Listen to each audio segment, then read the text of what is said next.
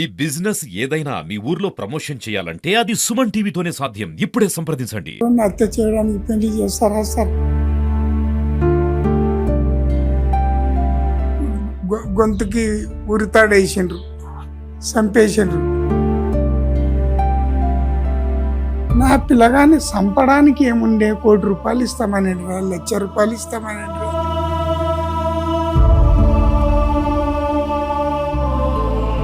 ఆమె చేసిన పద్ధతులు చూస్తుంటే, ఆ కారణం చూస్తే మా పిల్లగాని చంపనికనే ఆమె పెళ్లి చేసుకున్నదని.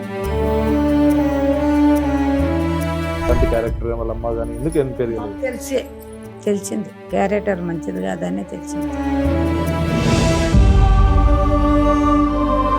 మేమే మా పిల్లగాడు రాలే, అక్కడ ఇక్కడ దేవులాడుకుంటా ఏడ్చుకుంటా చేసుకుంటా మేమే ఉన్నాం, కానీ ఆమె హ్యాపీగానే ఉంది. ఆమెకేం బాధ లేదు. చంపేదని చెప్పి పోలీసులు తెలుసు, ఐశ్వర్యని అదుపులో పెట్టినారు. మీకు తెలియదు విషయం? ఆమెకు తెలుసు, తల్లికి తెలుసు, పోలీసు వాళ్ళకి తెలుసు, నాకు ఒకదానికే తెలుసు. వెల్కమ్ టు సుమన్ టీవీ, నేను కిరణ్. సంచలనం రేపిన తేజేశ్వర్ హత్య కేసులో అనేక మలుపులు జరుగుతున్నాయి.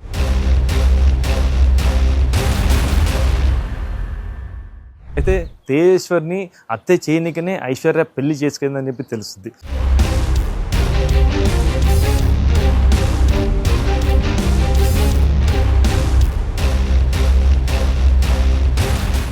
అయితే తిరుమలరావు భార్యని చంపకపోవడంతోనే ఐశ్వర్య తేజేశ్వర్ని పెళ్లి చేసుకొని చంపిందని ఇప్పుడు పెద్ద ఎత్తున ప్రచారం చేస్తుంది. ఈ విషయంపై మనం గద్వాలలోని మనం తేజేశ్వర్ వాళ్ళ ఇంటి వద్ద ఉన్నాం. వాళ్ళని ఎవరైతే వాళ్ళ తల్లిదండ్రులు కావచ్చు, వాళ్ళ అన్న కావచ్చు, దీని విషయంపై మనం అడిగి ప్రయత్నం చేస్తాం.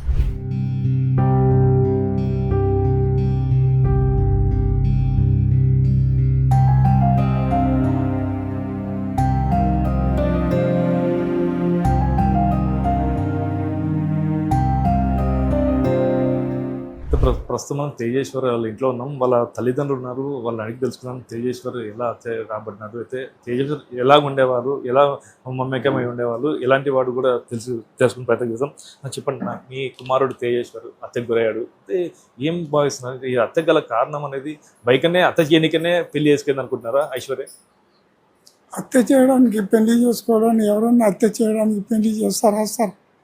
ఒక విషయం, వాడు పర్షా అని చెప్పి జంషెడ్ ఉంటాడు ఒకడు, పర్షాని తెచ్చి మా ఇంటికి తగలబెట్టేసి, అమ్మాయి మంచిగా ఉంటుంది బాబాయ్, పెళ్లి చేసుకో బాగుంటుంది అని బాబాయ్ అని చెప్పి తగలబెట్టేసి ఆ పిల్లని మాకు తగలబెట్టేసి పెళ్లి చేసేసి ఆ బాడకం వెళ్ళిపోయిండు సార్.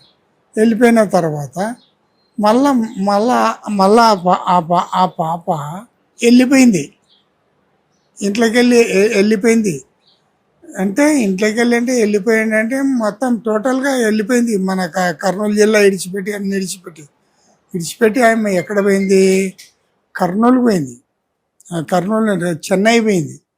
చెన్నైకి పోయి అక్కడ చెన్నైలో ఆమె వసతులు కల్పించుకొని చేసుకొని అన్నీ చేసుకొని ఏమేమి చేసుకొని వచ్చేసిన తర్వాత ఏదో ఆడపిల్ల కదా, తల్లి తండ్రి లేనిది అని చెప్పి నా పిల్లగాడు ఏదో కొంచెం కనికరించి పోన్లే నాయనా అట్లా ఇట్లా అని చెప్పి అని అన్నా కూడా సరిదిద్దుకుందాంలే అని చెప్పి అన్నట్టుగా మేము సరిదిద్దుకున్నాం సార్. సరిదిద్దుకున్న తర్వాత కూడా నువ్వు చెలరేగిపోయి చుట్టుముట్టు ఇక్కడ మొత్తం బండ్లు పెట్టేసి నా పిల్లగాని మీద కన్నేసి ఉంచి నా పిల్లగాన్ని చంపడానికి ఏముండే? ₹1,00,00,000 ఇస్తామని, ₹1,00,000 ఇస్తామని, ₹1,00,00,000 ఇస్తామని అంటే, ₹1,00,000 ఇస్తామని అంటే నా పిల్లగాన్ని నేను చేతికి పట్టిస్తుంటే సార్, నా పిల్లగాన్ని చేతికి పట్టిస్తుంటే నా పిల్లగాన్ని సర్వే చేస్తామని తోలుకొని పోయి 2 ఎకరాల భూమికి సర్వే చేస్తామని తోలుకొని పోయి వాడు కర్నూలుడు, వాడి పేరు సార్ తిరుమల గాడు సార్. వాడు వచ్చి పిలిపించుకొని బంగ్లాకాడికి పిలిపించుకొని చేసి అన్నీ చేసిన తర్వాత ఆడికెళ్ళి వాడు నా కొడుకుని బండ్లు ఎక్కించుకొని తోలుకొని పోయినాడు సార్. వితిన్ రౌండ్ కట్ట కూడా దాటలేదు సార్. దాటక మొదలే వీరాపురం రోడ్లో పోయే తలకల కత్తి వేసిండ్రు, గొంతుకి ఉరితాడేసిండ్రు, చంపేసిండ్రు, కత్తితోనే పొడిచిండ్రు. ఇట్లా దిగింది. అవన్నీ చేయాల్సిన అవసరం ఉండే. నా కొడుకు 10 లక్షలు కానీ ఇస్తానేంటి, మేము ఇస్తుంటాం సార్, 10 లక్షలు కానీ ఇస్తుంటాం. నా కొడుకు ఘోరమైన పని ఏం చేసిండు చెప్పండి. వాడు చేసిన పనికి ఇది శిక్ష బాబు అని నీవు అని అంటే నేను 1000 నేను నీ కాలు పట్టుకొని ఏమో సార్ తప్పు మాదా అని చెప్పేస్తాను. మీ తేజేశ్వర్ పెళ్లి చేసుకున్నాడు కదా, మీరు పెళ్లికి వెళ్ళారా? వెళ్ళాను సార్, వెళ్ళాను. వెళ్ళింటే అక్కడ ఏమైనా తిరుమలరావుని ఏమన్నా గమనించారా వచ్చాడు పెళ్లికి? తిరుమలరావుని గమనించిన సార్, ఎవరిని గమనించలేదు. తిరుమలరావు ఎట్లా కూర్చున్నాడు, మెట్ల మీద పెన్లమ్మని పెట్టుకొని కూర్చొని గోల్డ్ చైన్ పెట్టుకొని ఇట్లా కూర్చున్నాడు సార్, ఎర్రగా గోల్డ్. అయితే తిరుమలరావు పెళ్లికి వచ్చాడు, ఐశ్వర్య తేజేశ్వర్ పెళ్లికి తిరుమలరావు వచ్చినాడు. చెప్పండమ్మా, తేజేశ్వర్ మీకు ఎలా ఉండేవారు? మంచిగా ఉండేవాడు, మంచిగా ఉన్నవాడు. ఏదైనా కానీ డ్యూటీ అయినా కూడా మంచిగా చేసుకొని వచ్చేటోడు, మంచిగానే ఉంటుండే. అంటే పెళ్ళి అయినాక ఎవరైతే ఐశ్వర్య ఎలా ఉండేది ఇంట్లో? ఎన్ని రోజులు ఉంది ఇంట్లో? ఉండొచ్చు 20 రోజులు. అక్కడక్కడ మళ్ళీ పోయిండ్రు వాళ్ళు. అమ్మమ్మ ఊరికి కొన్ని రోజులు పోయిండ్రు, తల్లి ఊరికి కొన్ని రోజులు పోయిండ్రు, ఓ 10 రోజులు అక్కడక్కడ తిరిగిండ్రు. ఏమన్నా గమనించారు? ఏమన్నా కొట్లాటలు కానీ, ఏమన్నా అరుచుకోవడాలు కానీ ఏమన్నా ఇక్కడ? ఒక్క విషయం నేను మరి ఏం లేదు సార్, మా దగ్గర ఇస్తారా? ఉండు, నీకు తెలియదులే, మెంటల్ అయినా వాళ్ళు ఎప్పుడు టిఫిన్ తెచ్చుకుంటే తినాలే, ఆమె ఇల్లు మూసుకున్నాలే, ఇంట్లో వండుకోవాలి, అంతే. ఇంత పొద్దున్నే లేస్తుండే ఒకటి ఇల్లు ఉడిచేస్తుండే. ఇంట్లో భోజనాలు ఏం చేయరా? భోజనం చేస్తే ఆమె తినకుంటుండే, బయట తెప్పించుకొని తింటుండే. ప్రతిరోజు 3 పూటల్లో బయటనే ఫుడ్ తీసుకొని 2 పూటలు తెచ్చుకుంటుండ్రే. వాళ్ళు తెచ్చి ఇచ్చిపోతుండ్రు. వాళ్ళు బంధువులు ఉండరు కదా, వాళ్ళ రిలేషన్స్ ఉన్నారు కదా, గజ్వాలనే ఉన్నారు. జంషేడు ఆమె మేము చేస్తే తినకుంటుండే. ఇప్పుడు కేవలం మీ అబ్బాయిని చంపడానికే పెళ్లి చేసుకున్నారని చెప్పి తెలుస్తుంది, దీనికి ఏమంటారు? అంతే సార్. మరి ఇంకా దానికి ఆ కారణం చూస్తే అది అట్లనే అనిపిస్తుంది. ఆమె చేసిన పద్ధతులు చూస్తుంటే ఆ కారణం చూస్తే మా పిల్లగాని చంపనికనే ఆమె పెళ్లి చేసుకున్నదని వద్దని కూడా చెప్పినాం, పెళ్లి చేసుకోవద్దు అన్నాం. వద్దన్నాం సార్, ఏదొద్దు, ఏరే అమ్మాయిని చూసి చేసుకుందు కానీ వద్దాను. ఇన్లే వాళ్ళు టార్చర్ ఎక్కువ పెట్టారు పిల్లవాళ్ళు. అంటే కర్నూలులో కాపురం పెట్టు అని చెప్పేసి ఏమన్నా ఒత్తిడి చేస్తారని తెలుస్తుంది. వాళ్ళు పెట్టిండ్రేమో కానీ ఒత్తిడి, పిల్లగాడు ఓడు మాకు చెప్పలే. నేనుండి వద్దులేను ఆయన పెళ్లికి అంటే, పెళ్లి చేసుకొని ఇంటికి వస్తా కానీ నేను ఏడ కాపురం పెట్టను అన్నాడు. ఇంకోటి పెద్ద పిల్లలకి పెళ్లి చేయకుండా చిన్న పిల్లలకి ఎలా పెళ్లి చేశారు? పెద్ద పిల్లగానికి చేసినాకనే చిన్నోనికి చేస్తామంటే ఆ పిల్లగాడు ఒప్పుకోలేదు. నీ కొడుకు ఇంకా సంవత్సరం అయినా చేసుకోడు, అంతసేపు నేను నిలబడదునా, నేను పెళ్లి చేసుకుంటా, నాకు ఆ పాపనే కావాలి, నేను ఆ పాపనే చేసుకుంటా అని. అంటే సరేలే అన్నాక ఇంకా కొంచెం టైం ఇయ్యి, మేము మాట్లాడుకొని ఒకవేళ మేము ఓకే అంటే చేసుకుందు, కానీ కొంచెం టైం అంటే ఇవ్వలేదు. వాళ్ళు ఇవ్వనియపోయారు. వాళ్ళ మా అమ్మ వాళ్ళు పిల్లని చూస్తున్నారు అని టార్చర్ పెట్టిండ్రు. అంటే పెళ్లికి ముందు మీరు ఎలా ఎంక్వైరీ చేయాలి, ఎలాంటి క్యారెక్టర్ వాళ్ళ అమ్మ కానీ ఎందుకు ఎంక్వైరీ చేయాలి?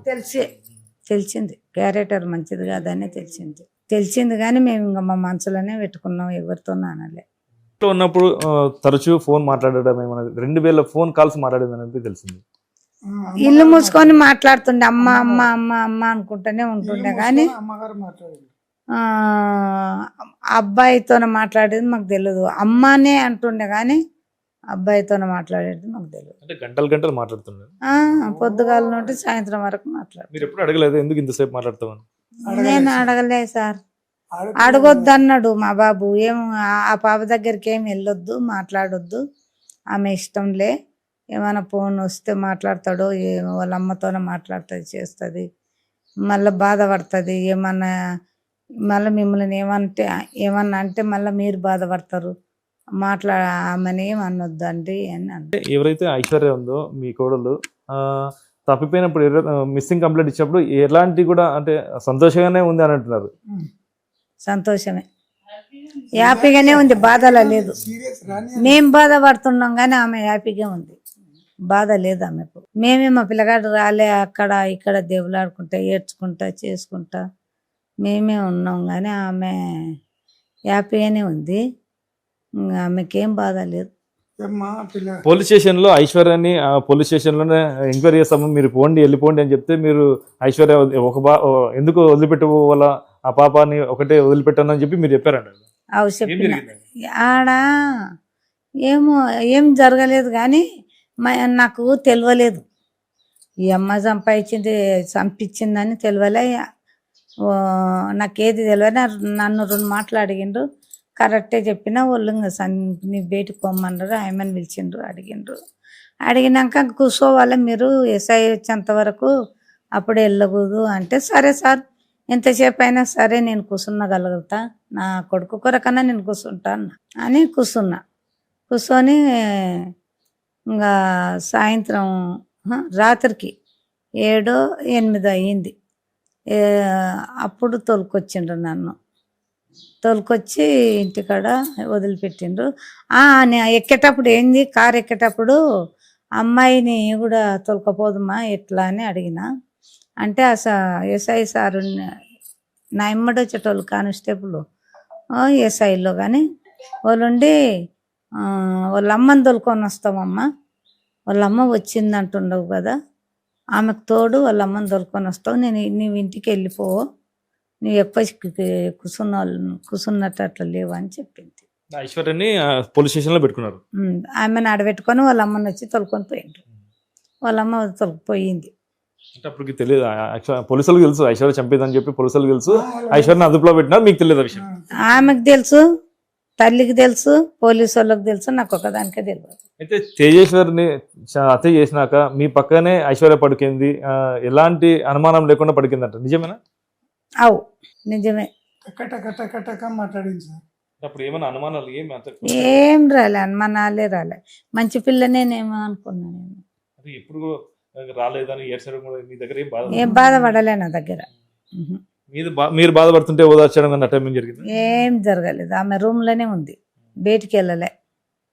మీ పక్కన పడుకున్నప్పుడు ఏమన్నా కొంచెం వస్తాడులే అని ఏమన్నా అలాంటి డిస్కషన్స్ ఏమైనా జరిగినాయి? చెప్పలేదు. ఆ రూమే ఆమెకి ఇచ్చినాము, ఆ రూమే ఆమెలో ఆ రూమ్ లోనే ఉన్నది. నేను మా ఈయన కూడా వండిని, నేను ఒక్కదాని ఇంట్లోకి బయటికి తిరుగుతుంటా, ఆ బాబు నేను.